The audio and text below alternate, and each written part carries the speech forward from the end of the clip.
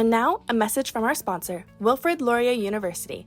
With Laurier's 100% online degree programs, you can earn your undergraduate or graduate degree from a top-ranked university with an academic and institutional tradition that is over 100 years old. Choose from a Bachelor of Arts in Policing, a Bachelor of Arts in Criminology and Policing, Master of Public Safety, and 5 graduate diplomas in the areas of Emergency Management, National Security, Countering Crime, Border Strategies, and GIS and Data Analytics. Transfer credits apply for basic constable training towards a BA in policing. For more information, visit www.laurierpublicsafety.ca. Hello, Blue Line, the podcast subscribers. We hope you're doing well today, and welcome back to another episode of Blue Line, the podcast. I'm Brittani Schroeder, editor of Blue Line magazine. Today, we are joined by retired RCMP Telecommunications operator and Emergency Police Dispatcher, Janet Wiszowaty. Janet is married to a retired RCMP officer and was an RCMP spouse for 9 years before she started her own career there. Today, we are going to talk about her experiences as an RCMP spouse, her time with the RCMP, and her diagnosis of PTSD and what that meant for her. Thank you so much for joining me today, Janet. Oh, happy to be here. Awesome. So jumping right in, I'd love to ask, could you share a little bit about your life and what led you to where you are now? Well, I think life just gives us all of these curveballs. I grew up in Manitoba. My dad was a conservation officer. We moved about every 3 years, but to small communities within the province. So when I met my husband, and that's a whole different story, he was a security guard in Winnipeg. And I thought, oh, well, I'll never move again. And he joined the RCMP 6 months after we were married. And it was the first, he was the third troop of married members to go in as special constables. So I always said to him, I said, see, you got turned down before when you weren't married. So then you married me, you're more stable now, they'll accept you. and that was when they were transitioning in 1973 into looking after the airports. And so 2 years later, they decided, oh, well, these guys are okay now. They can be regular members. So back to depot he goes. And by then we had two children, 2 babies, and he got transferred to Cranbrook, British Columbia. And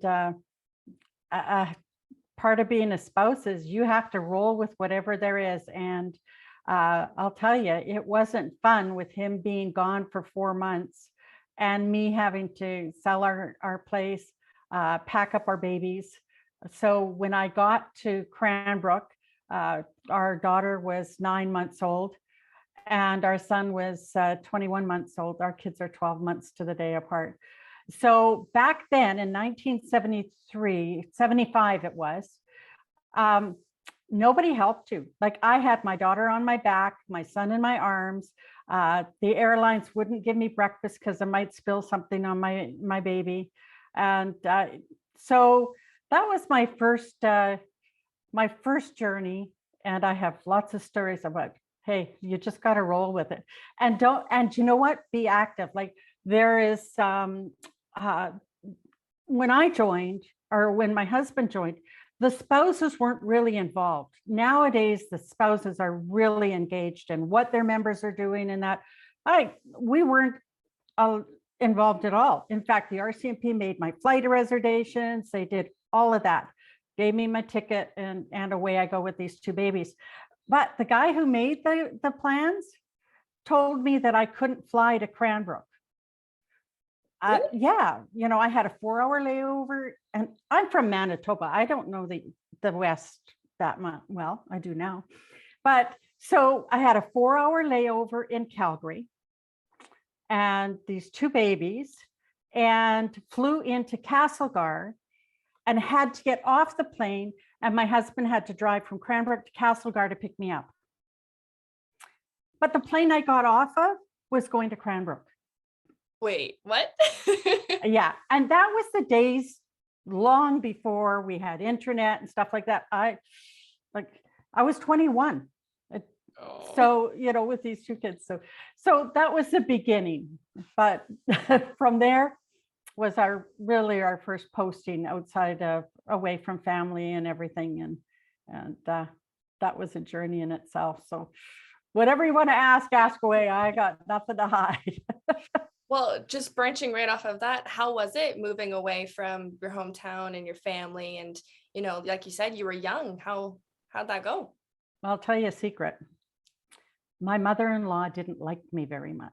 Oh, no. So our moving 2,000 miles away probably saved our marriage. It was 25 years before she actually liked me. No. But she got there eventually, right? She did eventually get there. So, you know what? We have all kinds of reasons. Some people stress about it. Do you know what? In those days, we had to pay for long distance and that. We wrote letters. Yep. You do what you have to do. Things are so different nowadays. But, anyways, it was good. Everybody came to visit us. And so when you and your husband were separated, were you guys writing longhand letters? Oh, yeah. Yeah. Awesome. Yeah. I love that. I love letter writing. So yeah, I want that to come back. Well, and you know what, that's again another story, but we should be doing that more. There's lots of psychological reasons to be doing that too. Mm-hmm. So as your husband's career went on, you told me that you were an RCMP spouse for 9 years before you started with the RCMP. Can you tell me about that time and, just like you said, your journey through that?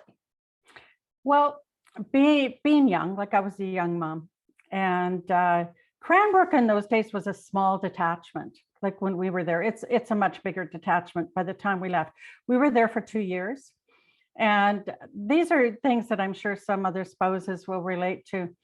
Les was away on course in Vancouver, and it was Mother's Day, and he phoned me after midnight.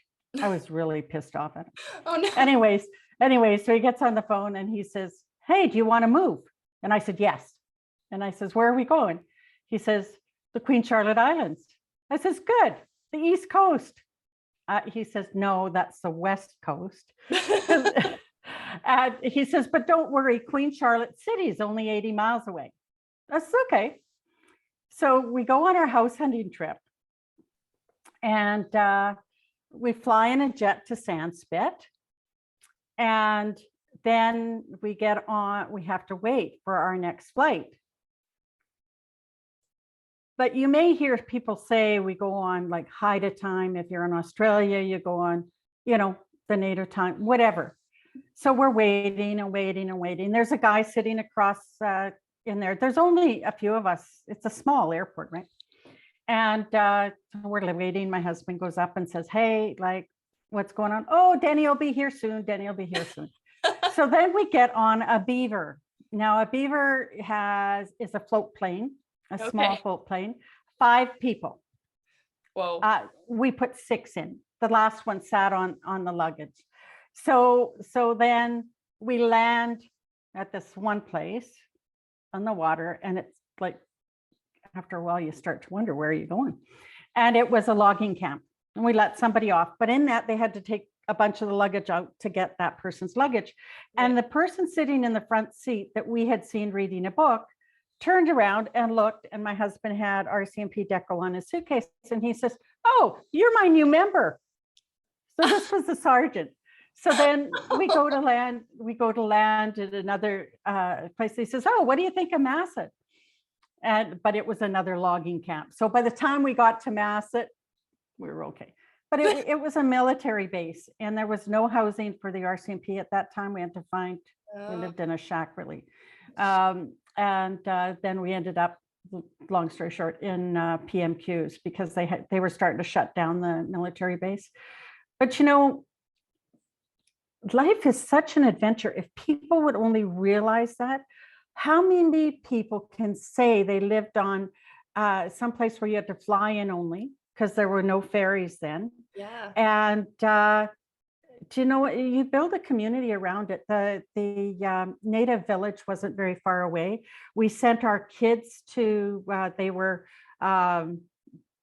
they turned 2 and 3 when we were there.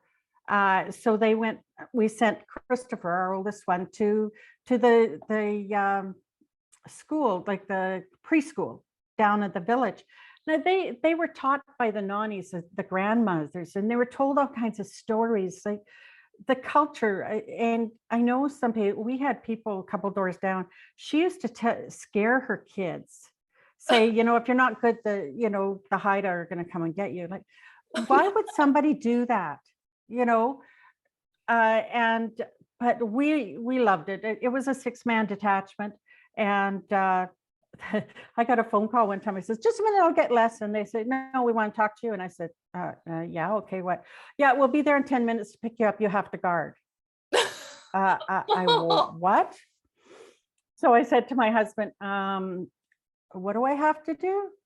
And because a spouse in the smaller places, if they didn't have somebody, the spouse stepped in. And I think there's a book called The Second Man is a Woman.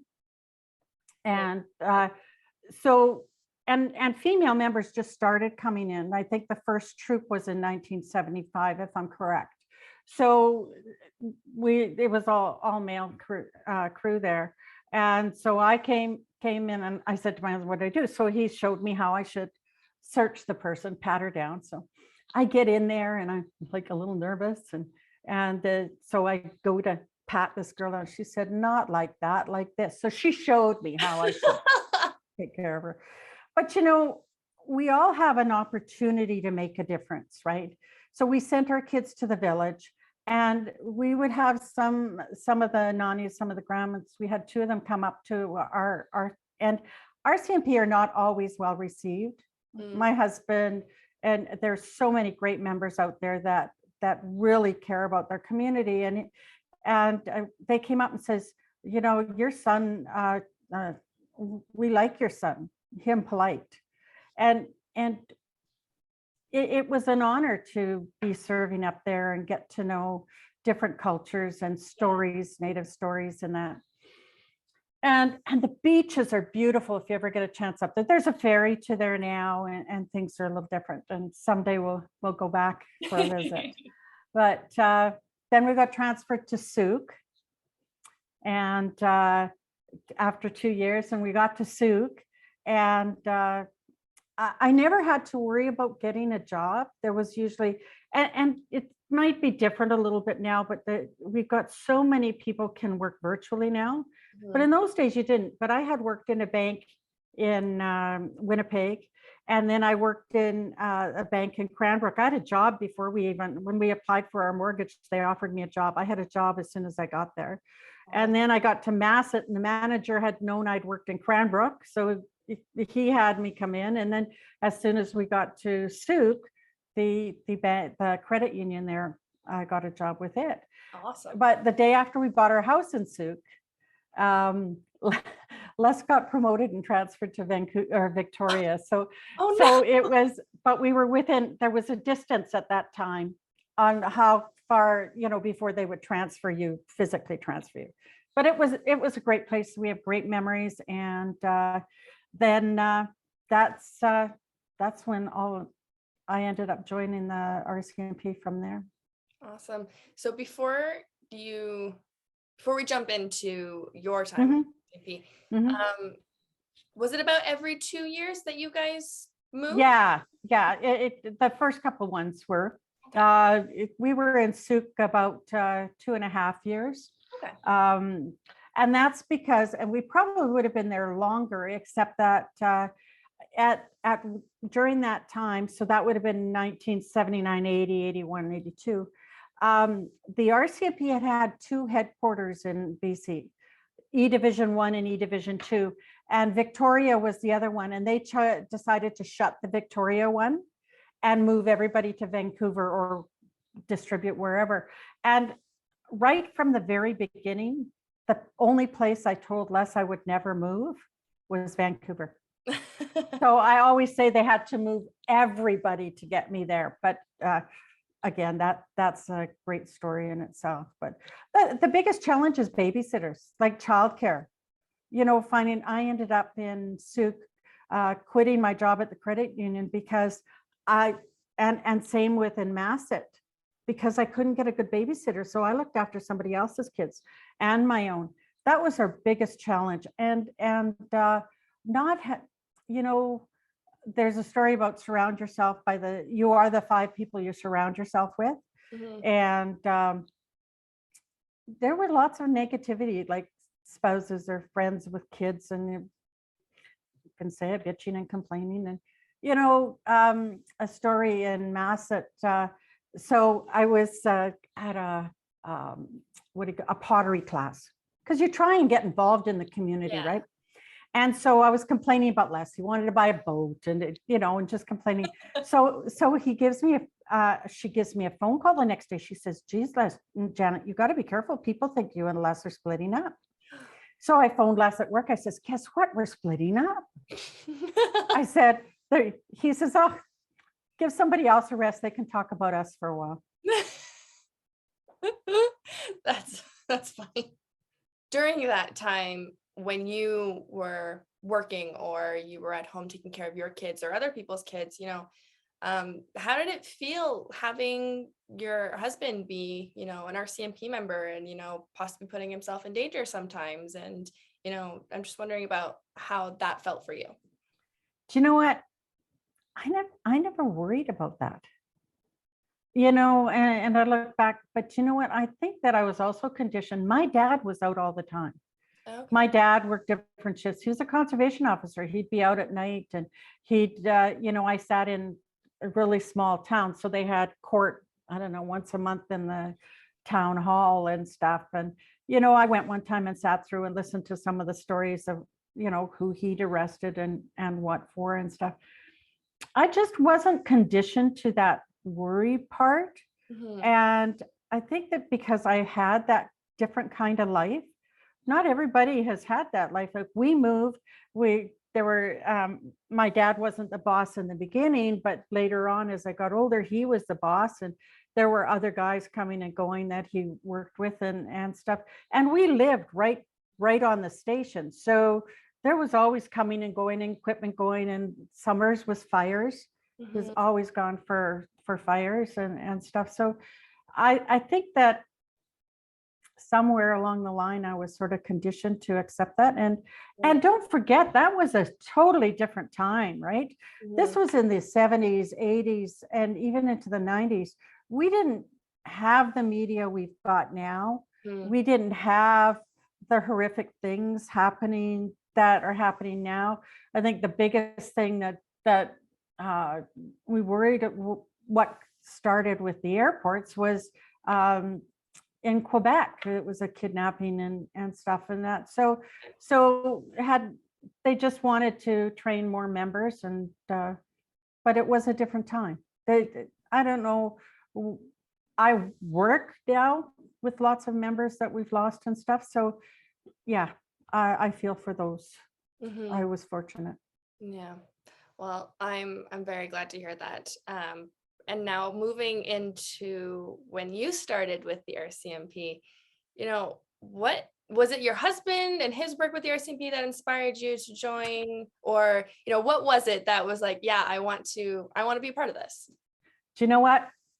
When you got nothing to lose, you say, sure, I'll go for it. So what happened is I was looking after somebody else's kids and my kids. Mhm. And I got a phone call from my husband. I says, my boss wants to know if you're looking for a job. And I said, I don't know, am I? And then he phoned me back and he says, oh, I've got all the paperwork ready for you. They need somebody just to cover for 6 months for maternity leave. I says, okay. And so I started working at the headquarters in Victoria. And I want everybody to realize that even when we don't think we can do something, or it's not even in our realm of consciousness, that opportunities show up and we have a choice. I didn't, and nothing kept me away from that. It was 6 months. Anybody can do something for 6 months. Mhm. And they didn't care that I, didn't have a degree and again, in those days, my grade 11, and I was only short 2 subjects for grade 12, but different provinces had different ratings. And at that time, I was told that my grade 11 was equal to a grade 12 in British Columbia. So that wasn't the issue then. So I could read, write, and take orders. And so that's when I started and I did the covering, and that was probably the best thing that could have ever happened to me. And because one of the women I worked with had a master's degree in education. Okay. And she was working there because her husband was RCMP, and she couldn't get a teaching job in Victoria because Victoria was a prime place, right? Yeah. So she was working in there, and so she trained me and stuff. And as we got to know each other better, and then I really liked the job. We did stuff. There were no secure fax then. Everything was like ticker tape if you had a secret message to send. Some people, if you've got some older people listening, they would know what a Gestetner is. A Gestetner was the pre-photocopy, like you'd put a sheet on and you'd wind it and you'd get your copies. We had that at school. So we'd have our photos like that. Now we have photo faxes and secure stuff. So it was just stuff like that, sending messages, retyping messages, and data entry and stuff like that. We were behind locked doors. It was, it was a secure area. And I think our shifts went till midnight, and sometimes if something was happening, we'd stay a little later. So but after a while, Liz said to me, she says, go back to school. You're interested in all these different things. And I said, nah, I'm not smart enough. She said, oh, yeah. So I wrote my entrance exam. I think it was Camosun College. I can't remember what's in Victoria. And I passed it. So I applied for a course and got in, and then we moved. Oh, no. But because of the move coming up, I and my 6 months term was showing up, I said, you know what, I kind of like this. So I applied and managed to get in to become a civilian member. Before that, I was a casual, just filling in part-time. Awesome. And then we were off to Vancouver. Awesome. And I think you were telling me before that there was a period of time that your husband was transferred and you weren't. Did I get that right? Well, yeah, because so he was transferred to Vancouver. I wasn't. I had to look for jobs. So I went to, and things were so different. We spoke to the inspectors and stuff. It was a different time and place. And so I went and sat in the inspector's office, and I says, well, if you don't have a job for me there, I'm going to start applying elsewhere. And so then they came back and they sent me,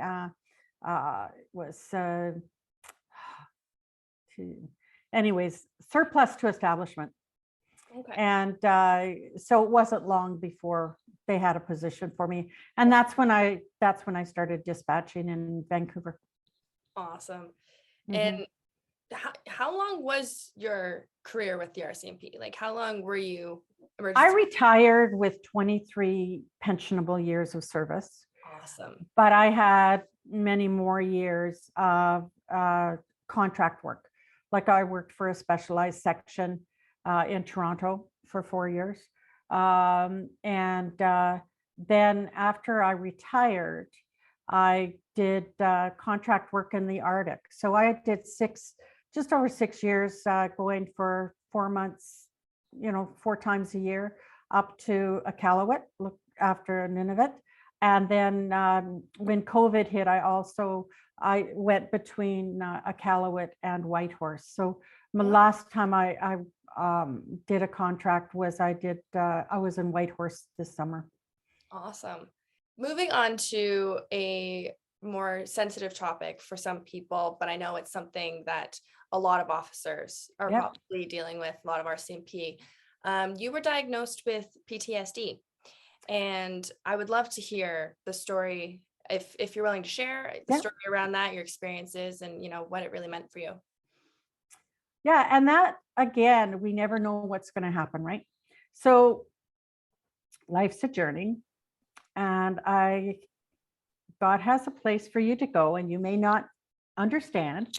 So I was involved in 4 car accidents in 10 years. The first 3, I got injured a little more each one, but the 4th one took me out for a year. And I like to say, God made me sit in my you-know-what until I got it. And that last car accident was in 2002, and I was off work for the accident. And one night I just was sitting in my living room in the dark, crying, wishing I had died in that car accident. Oh. And I thought that everything was car accident. And I didn't break anything. I just pulled everything, but mentally I was not capable of working. I couldn't concentrate. Everything was emotional.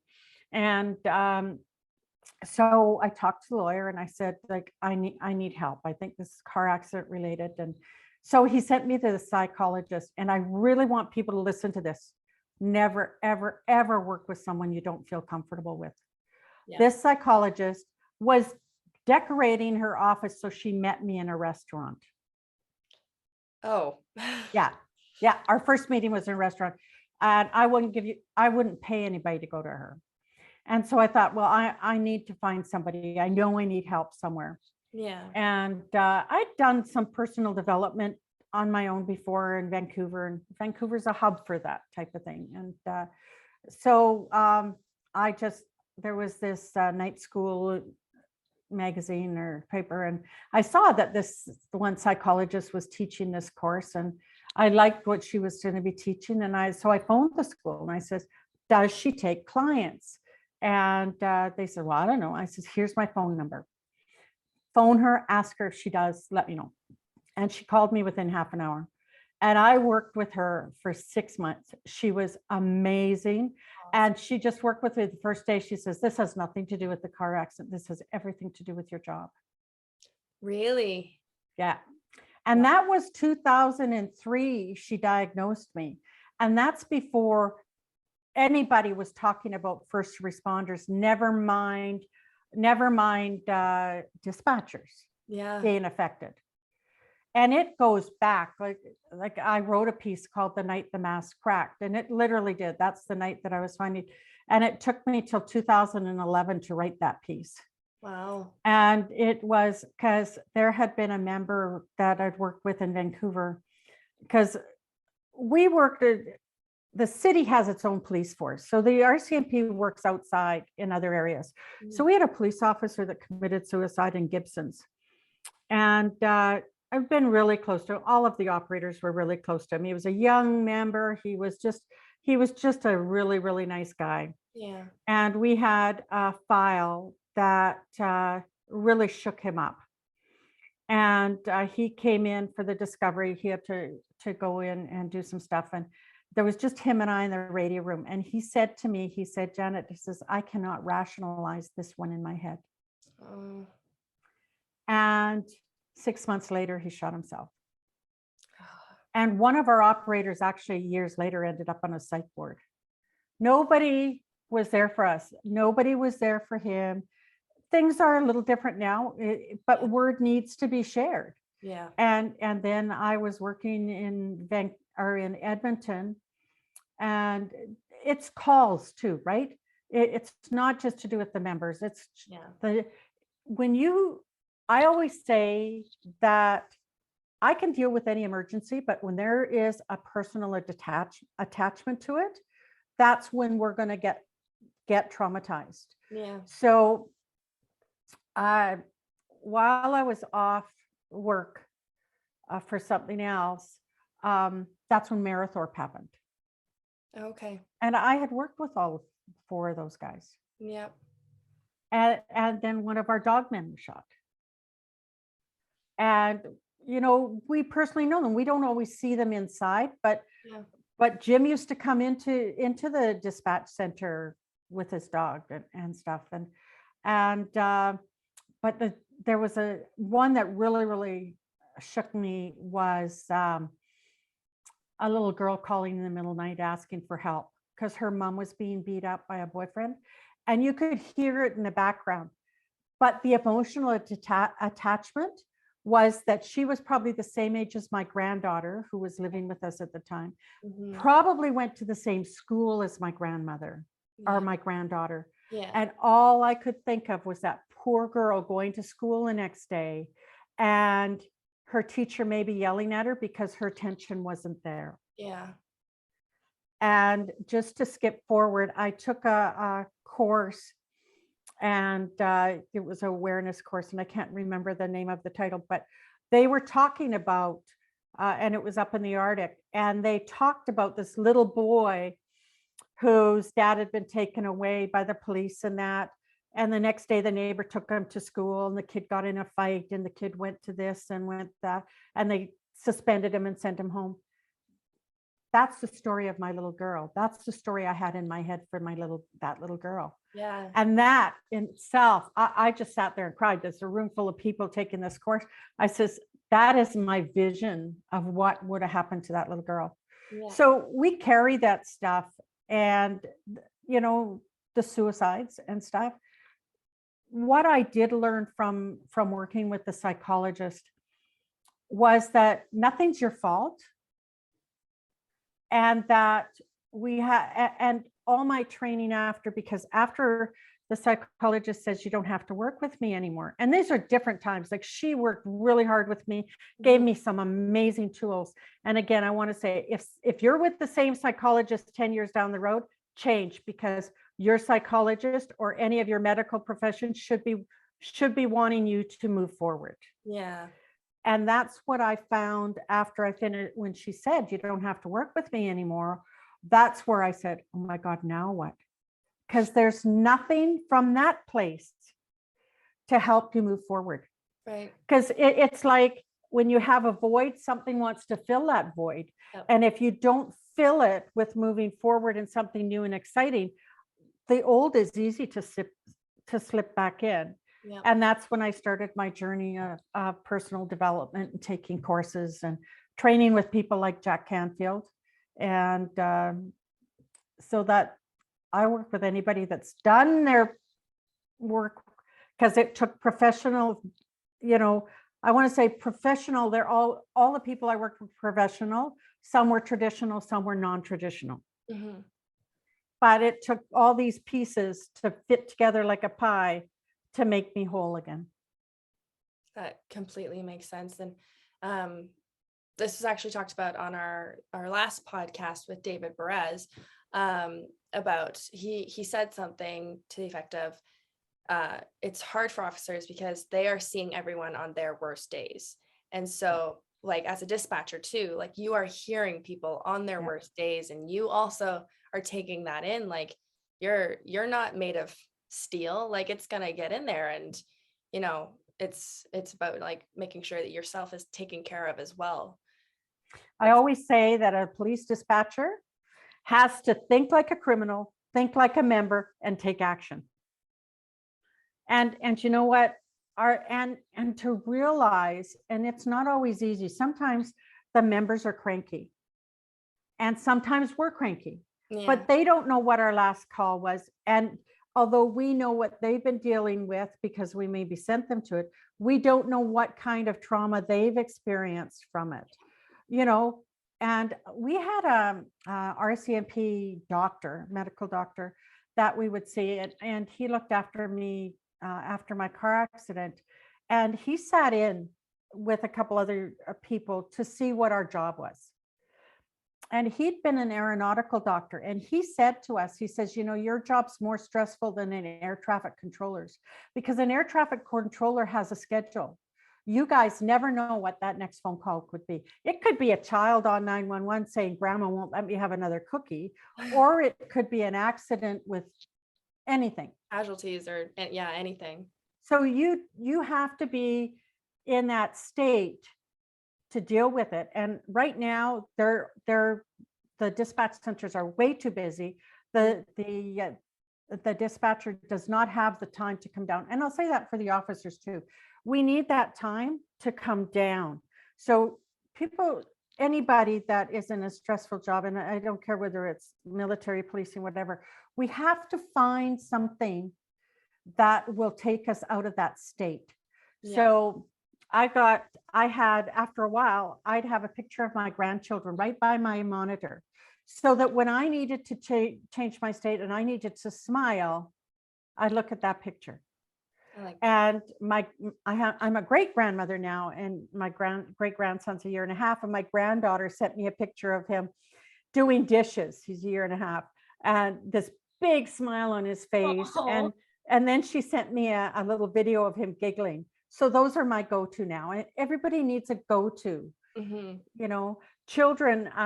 I watched a video of this 2-year-old having a temper tantrum, and she's crying and yelling and stamping her feet. And then her favorite song comes on the radio, and she stops, and she goes, and we have that power to do that. We just have to learn to do that and find the triggers to do that. Mm-hmm. And there's a story about a man that stops at a tree outside his house all the time. And he was asked, like, why do you do that? He says, this is my worry tree. I leave everything at this tree so that when I go in the house, I leave everything outside. Oh, I like that.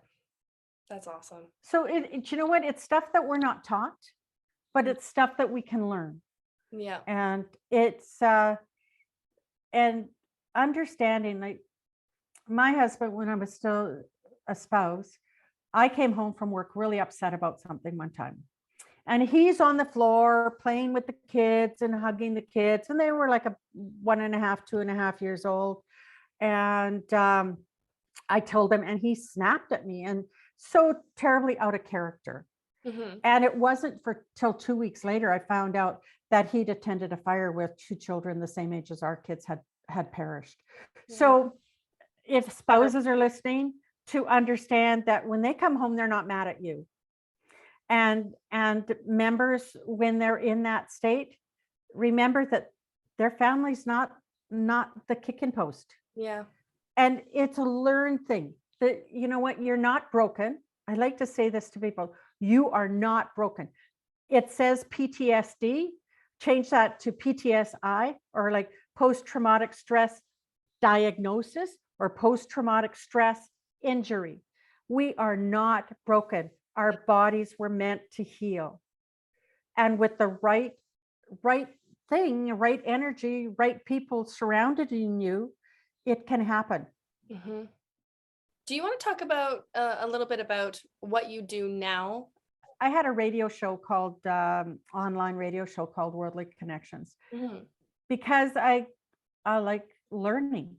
I learned learning, and so I would search all over, and I would send, like I sent this one psychologist a message. I liked what his he wrote a letter to. It says "letter to my daughter," mm-hmm. was his thing, and so I interviewed him, and then I met somebody that did crypto currency. I'd never heard of it, so I interviewed him, and it's just, that's curiosity. I think we all need to be curious. Now, I did go to university. I have been accepted and gone to 6 universities before I was 60. That's awesome. I've never graduated, but every time we moved, I had to start over. I've got 3 introductory psychs because each one wanted psych. So I have a degree in life now, but I am now in a BA program on metaphysical science. Cool. And I can do it. I've got an accountability buddy, so we're doing it together. Awesome. And but the other thing is I haven't quit learning. I started with personal best seminars, working on myself, and then just any courses stuff before the internet. And then one day Jack Canfield showed up on my dial-up screen. And so 2010, I've trained with him. He's been my mentor and teacher, and do workshops. It's all about moving forward. And when we stop moving forward and give up, that's when our health deteriorates. Mm-hmm. So going back just a step here, if somebody has continual health issues, start checking into your mental health, because mm-hmm. I had lots of health. I was diagnosed with fibromyalgia. I had endometriosis. There's all kinds of injuries that I had Mhm. and survived. So God wasn't finished with me yet. I even survived a pulmonary embolism. Oh, wow. And not many people do that. So I feel that there's a mission here. And however I show up is where I need to be. Yep. But my passion is working with people and sharing that you're not broken and that moving forward is what you're meant to do. And it's okay to wallow for a while. Just set a time limit on it. I like that. Right? So if I need to cry, it's really hard to cry sometimes. You know what? For anybody, sometimes the stupidest thing will make you cry. Mhm. And other times when you should be, like my best friend died in September, and it was really hard. Like I couldn't have that emotion. And that is part of the job, Mhm. part of what anybody is that whether military, medical profession dealing with emergencies and stuff, we have to put that part of us away and bury it, because in order to do our job, we can't be emotionally involved. Yeah. And so I watch movies that'll, make me, have that emotion. And my husband and I have a thing going, and we'll be married 50 years in July. Congratulations. And so we'll watch these sappy movies and we'll look and say, do you have broken eyes? Are your eyes leaking? But you know what? You have to laugh and have fun. Mhm. And the main thing is have fun and find something. My husband went back and he's never been diagnosed. I have no doubt. Like he left the force angry. He had 28 years in and something happened and he left very angry. Mhm. And but he went back to what he loved doing before he even joined the force. And that was his photography. Oh, cool. Go back. What did you love doing? What made you join the force or one of those professions? What was the emotion behind it you wanted to feel? Now find that emotion in your next step. I like that. And if anybody wants to reach out to me, that's what I love doing. I like gathering information and people, and heck, if I don't know them, I know somebody who does know them. So do you know what? Find what you love. There is always a way. Mhm. And just know that, when you're having struggles with communications, look for help. Even Jack Canfield says everybody should see a therapist. And most trauma, there's another doctor, and be darned if I can think of his name right now, he's out of Vancouver. He says everything comes from childhood trauma. Yeah. And so it's not maybe the same trauma you'll come into, Mhm. but when you experience something that takes you back to that emotion, you might not be able to identify it. Mhm. And so you're never alone. You're only alone if you believe you're alone. Right. And so I'm very grateful that you're sharing this information, because there's so much, and our kids are traumatized by us. Yeah. We don't realize when we're talking about an event that they're listening. I had one officer tell me, he shared this story. He says, yeah, I came home from work. He's plain clothes. He works and his daughter said, so what'd you do today, Daddy? And he says, well, I looked at some B&Es. And she says, what's a B&E? And she says, break and enter. Well, she wouldn't go to sleep that night because she was afraid someone would break into the house. Oh, no. And to take it to outside of a police force, my grandson, because we raised our grandchildren for 2.5 years. Mhm. And when he was in kindergarten, they were telling them, if there's a fire, you got to do this, this, and this. We had to put a smoke alarm in his bedroom before he'd go to sleep. And he'd stand at his window. That's the tree we go to if I got to climb out the window. We traumatize our children and ourselves. We re-traumatize ourselves innocently, Yeah. because we want to protect them and we share information. So we have to find a better way. And you know what? There's some great books out there for Mhm. children that share that.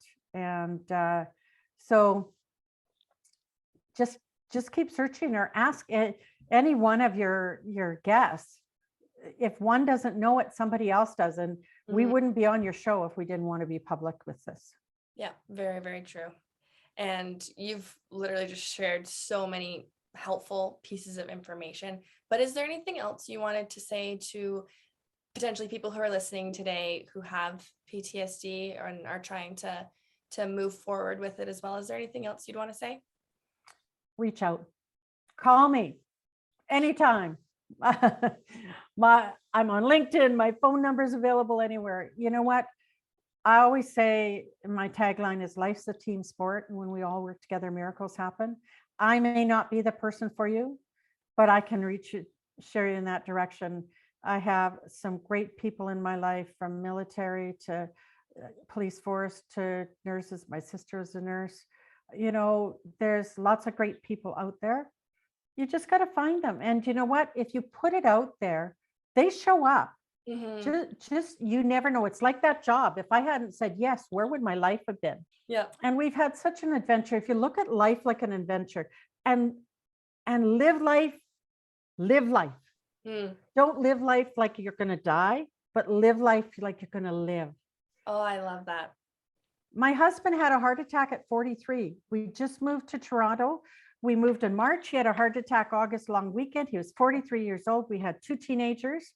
And I knew one person, and that one person is somebody that we had known in Vancouver. Oh, wow. She had been a neighbor that they had moved to. And so that's who I called, and she was there. He was, well, find positive things.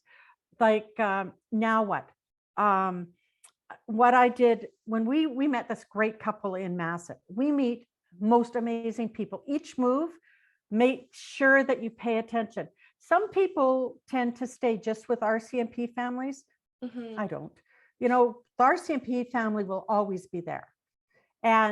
But it's the communities. Get involved with your community. And they were in armed forces, and they moved to Germany. And they said, come and visit us in Germany. Like, there was a house there we could stay with. And our response was, we can't afford. After Les had his heart attack, it wasn't we can't afford it. It was, how can we afford it? How can we do something? So gratitude. You know what? We can change our energy any way we want. But it's a choice. Life is really a choice. Yeah. And you have to choose. I think that is the perfect way to end our discussion. That just sums it up perfectly. Janet, I want to thank you so much for joining me today and for sharing your journey within the RCMP and, with your husband, and now what you're doing after the RCMP. So thank you very much for joining. Thank you for having me. It was fun. To everyone who listened, we hope you enjoyed this episode of Blue Line, the podcast. Be sure to check us out on SoundCloud, iTunes, Spotify, or wherever you get your podcasts. You can stay up to date on your Canadian policing news at blueline.ca. Thank you to everyone who listened.